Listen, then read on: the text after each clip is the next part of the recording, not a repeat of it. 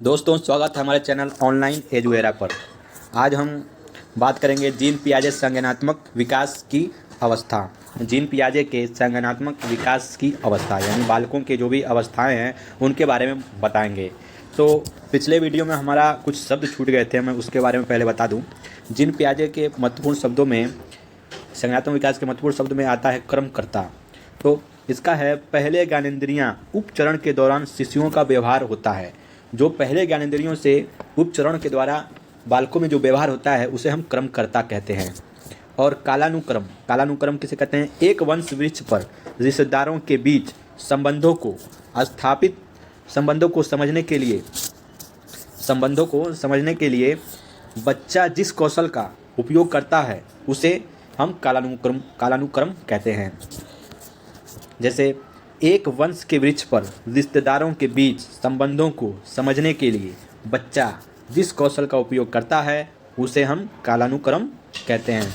अब देखते हैं स्कीम्स। स्कीम शब्द बहुत बार आप लोगों ने सुना होगा। स्कीम, तो स्कीम रोज़ की तरह स्कूल जाना, जूता, ड्रेस, किताबें लेकर, ये स्कीम के अंतर्गत आता है। मतलब डेली जो हम यूज करते हैं, जैसे जूता पहनते हैं, ड्रेस पहनते हैं और पहन कर स्कूल जाते हैं, तो उसे स्कीम के अंतर्गत समझते हैं। तो स्कीम एक प्रकार का तरीका है। जैसे हमारा प्रतिदिन का क्या स्कीम है, हम प्रतिदिन हम क्या स्कीम करते हैं, क्या हम करना है, क्या नहीं करना है, तो जो भी हम स्कीम बनाते हैं उसे हम स्कीम्स ही कहते हैं। जैसे हमें कहीं जाना है तो हम कैसे जाएंगे कहीं, तो हमारे दिमाग में एक स्कीम बनता है कि बाई एयर से जाएं, कि बाई रोड से जाएं, हम किससे जाएं। तो किसी चीज़ को करने के लिए जो भी तरीका हम अपनाते हैं उस तरीका को हम बोलते हैं स्कीम्स। उम्मीद है दोस्तों ये समझ में आया होगा। तो चलते हैं हम जीन पियाजे के संज्ञानात्मक विकास की अवस्था के बारे में देखते हैं। तो जीन पियाजे की विकास में जो बच्चों की अवस्थाएं बताया गया था वो अवस्था थी 4। जीन पियाजे ने संज्ञानात्मक विकास में बच्चों की 4 अवस्थाएं बताई हैं। तो उसमें सबसे पहला अवस्था है संवेदी पेशीय इंद्रिय गामक। संवेदी पेशीय इंद्रिय गामक एक ही शब्द है, ठीक है। तो इसे इंग्लिश में सेंसिंग मोटर बोला जाता है। सेंसिंग मोटर, संवेदी पेशीय इंद्रियगामक अवस्था को सेंसिंग मोटर बोला जाता है, जो 0 से 2 वर्ष होता है। कितना? 0 से 2 वर्ष। और दूसरा अवस्था है पूर्व संक्रियात्मक अवस्था, ये होता है 2 से 7 वर्ष, ठीक है। इसे प्री ऑपरेशनल स्टेज बोलते हैं। इसे क्या बोलते हैं? प्री ऑपरेशनल स्टेज इंग्लिश में। ये 2 से 7 वर्ष तक होता है दूसरे नंबर पे। पहला होता है 0 से 2, दूसरा आता है 2 से 7 वर्ष। तो पूर्व संक्रियात्मक अवस्था के 2 पार्ट हैं जो हम आगे चलकर बताएंगे। तीसरे नंबर पर आता है मूर्त संक्रियात्मक अवस्था। कौन सी अवस्था? मूर्त संक्रियात्मक अवस्था। ये होता है 7 से 11 वर्ष। इसे इंग्लिश में कॉन्क्रीट ऑपरेशनल स्टेज कहते हैं। कॉन्क्रीट ऑपरेशनल स्टेज, मूर्त संक्रियात्मक अवस्था। और चौथा है अमूर्त या औपचारिक संक्रियात्मक अवस्था। अमूर्त या औपचारिक संक्रियात्मक अवस्था, ये 11 से 15 वर्ष तक ये बच्चों के लिए होता है। इसे फॉर्मल ऑपरेशन बोलते हैं। Formal operation. तो पहला नंबर, दूसरा नंबर, तीसरा नंबर, चौथा नंबर, 3 हो गया। यानी जीन पियाजे का 4 अवस्था है। तो पहला 0 से 2, ठीक। दूसरा 2 से 7, तीसरा 7 से 11, चौथा 11 से 15। पहला संवेदी पेशीय इंद्रियगामक पूर्व संक्रियात्मक अवस्था, मूर्त संक्रियात्मक अवस्था, और चौथा अमूर्त या औपचारिक संक्रियात्मक अवस्था। तो यहाँ पे बच्चों का ये पिक बना हुआ है। ये 2 से 7 वर्ष, 0 से 2 वर्ष के लिए है, ये है 2 से 7 वर्ष के लिए, और ये है 7 से 11 के लिए, और ये है 11 से 15 अवस्था के लिए। तो आगे हम इसको समझते हैं। संज्ञानात्मक विकास की अवस्था में सबसे पहला जो अवस्था आता है संवेदी गामक अवस्था। संवेदी गामक अवस्था, सेंसरी मोटर। तो इस अवस्था में बच्चा इतनी की उम्र में रहता है, ऐसा दिखता है, ठीक है। तो इसमें इस अवस्था में बच्चा अपने ज्ञानेंद्रियों, कैसे ज्ञानेंद्रियों, जैसे आँख, कान, नाक, जीभ, स्किन से सीखता है। आँख, कान, नाक और जीभ, स्किन से सीखता है अपने ज्ञानेंद्रियों से, इसलिए इसे संवेदी बोला जाता है। ये महसूस करके सीखता है, अनुकरण करके सीखता है। मानसिक चित्रण और वस्तु अस्थायित्व इसमें पाया जाता है। अनुकरण करना यहीं से स्टार्ट करता है बच्चा, और मानसिक चित्रण बनाता है, और वस्तु अस्थायित्व, ये क्वेश्चन में ज़्यादातर पूछा जाता है। वस्तु अस्थायित्व किस अवस्था में आता है? तो वस्तु अस्थायित्व आता है संवेदी गामक अवस्था यानी सेंसरी मोटर अवस्था में। पकड़ना, मुस्कुराना इसी अवस्था में करता है। स्मृति का विकास स्मृति का जो विकास प्रारंभ होता है इसी अवस्था में होता है। मानसिक निरीक्षण करना इसी अवस्था से स्टार्ट करता है, संवेदीगामक अवस्था से। इसके 6 उप अवस्था होते हैं। संवेदीगामक अवस्था के 6 उप अवस्था होते हैं। सहज क्रिया की अवस्था जन्म से 20 दिन तक होता है। सहज क्रिया की अवस्था जन्म से 20 दिन तक होता है। मानसिक सहयोग से द्वारा नए साधनों की खोज की अवस्था, मानसिक सहयोग के द्वारा नए साधनों की खोज की अवस्था 18 से 20 माह में हो जाता है। 20 महीने पर वस्तु अस्थायित्व आ जाती है। बच्चे के अंदर वस्तु अस्थायित्व, जो भी कुछ वस्तु को देखता है तो उसके दिमाग में कैच करना या बैठ जाता है, तो 20 महीने पर आता है। उसके बाद अर्धभाषी सामाजिक दृष्टि से चतुर और अर्धभाषी हो जाता है 1.5 वर्ष पे। 1.5 वर्ष पे बच्चा आधा आधा बोलने लगता है और सामाजिक दृष्टि से चतुर हो जाता है, ये होता है 1.5 वर्ष पे। तो ये हमने देखा संज्ञानात्मक विकास की अवस्था में संवेदीगामक अवस्था यानी सेंसरी मोटर अवस्था, जिसमें होता है वस्तु अस्थायित्व आ जाता है, मानसिक चेतना आता है, स्मृति का विकास होता है और 1.5 वर्ष में अर्धभाषी हो जाता है और चतुर हो जाता है। 20 महीने पर वस्तु अस्थायित्व आती है और सहज क्रिया की अवस्था 20 दिन पर आ जाता है। उसके बाद हम देखते हैं दूसरे नंबर पर हमारा है पूर्व संक्रियात्मक अवस्था। कौन सी अवस्था? पूर्व संक्रियात्मक अवस्था यानी परक संक्रियात्मक अवस्था। इसको पूर्व भी बोलते हैं या परक भी बोलते हैं। कहीं पर बच्चे कंफ्यूज हो जाते हैं कि पूर्व है कि परक है।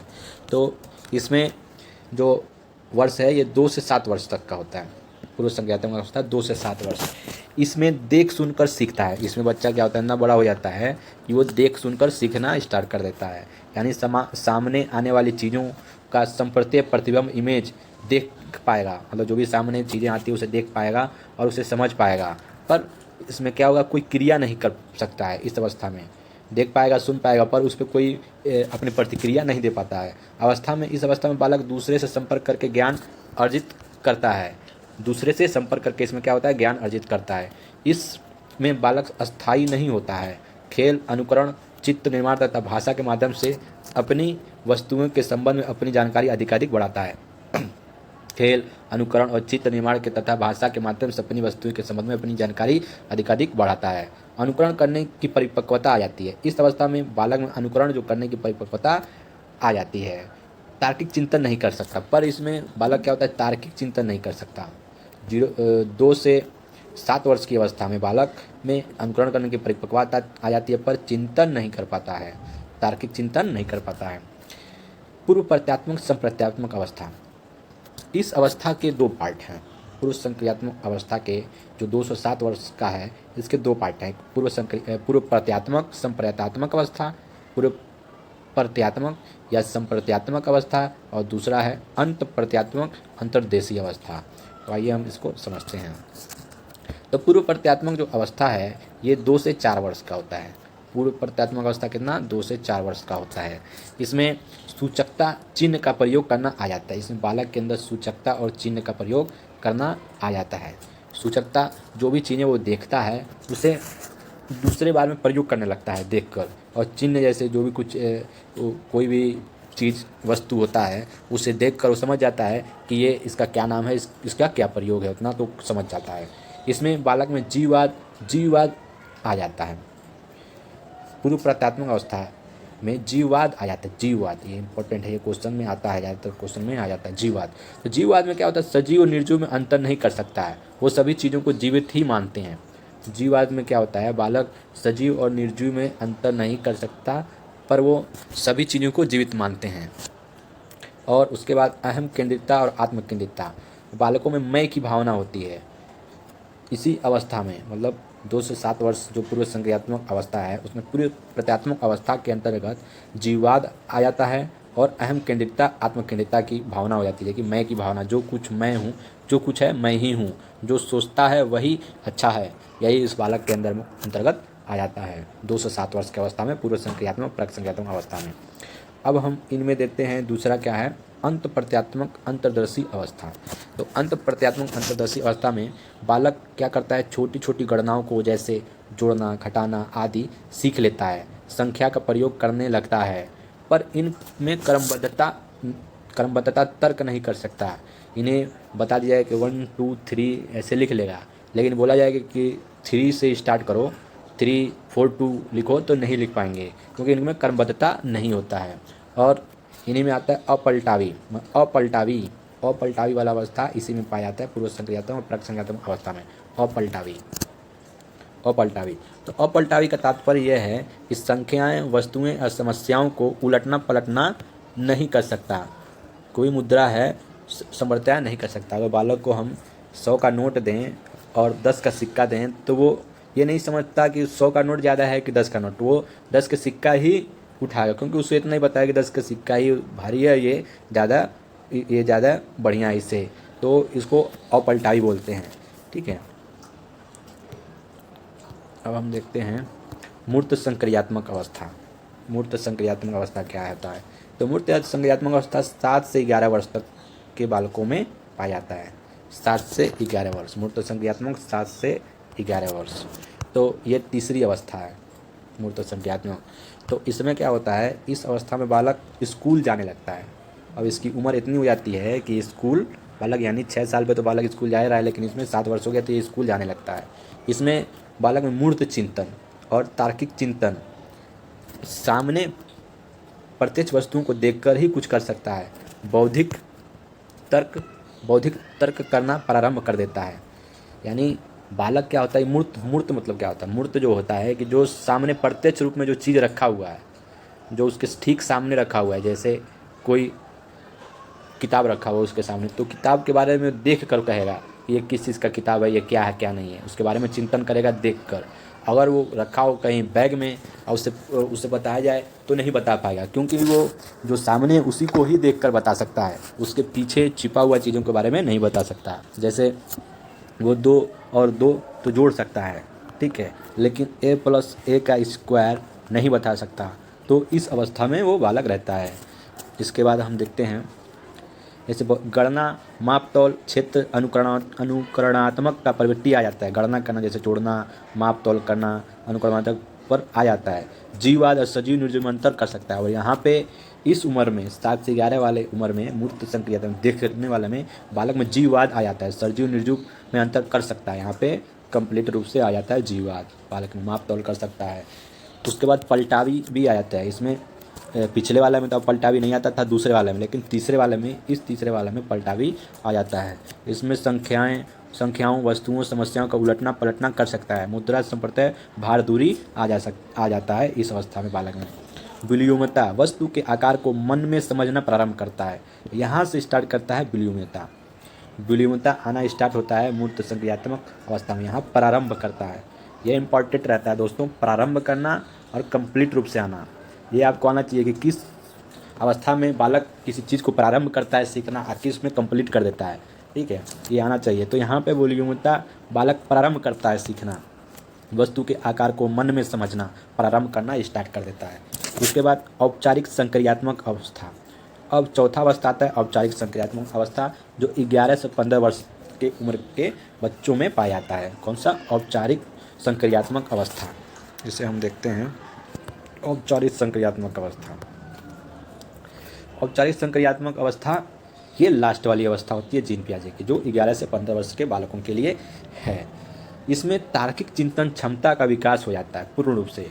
अमूर्त चिंतन करने लगता है, समस्या का समाधान भी करने लगता है। वास्तविक अवास्तविक में अंतर करने लगता है। वास्तविक अनुभवों को कल्पना में बदल सकता है, गलत सही में अंतर कर सकता है। औपचारिक चिंतन में बालक कोई भी घटना हो तो उसे अपने कल्पना के हिसाब से बता सकता है। कहीं 2 दिन पहले की घटना को भी वो बता सकता है, और जो उस घटने के पीछे जो भी बात है उसको भी वो अपने बातों से, शब्दों से समझा सकता है, बता सकता है। 11 से 15 वर्ष की आयु के बच्चे जो औपचारिक संक्रियात्मक अवस्था में रहते हैं, ये जीन पियाजे का महान संज्ञानात्मक विकास की अवस्थाएं थीं।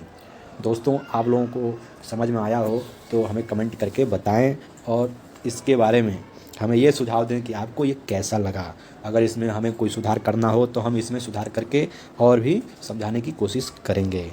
तो उम्मीद है दोस्तों आप लोगों को ये समझ में आया होगा, और हमारे इस वीडियो को सब्सक्राइब करें, लाइक करें और कमेंट करें, और दोस्तों शेयर करना न भूलें, और अपना ख्याल रखें। Okay, thank you.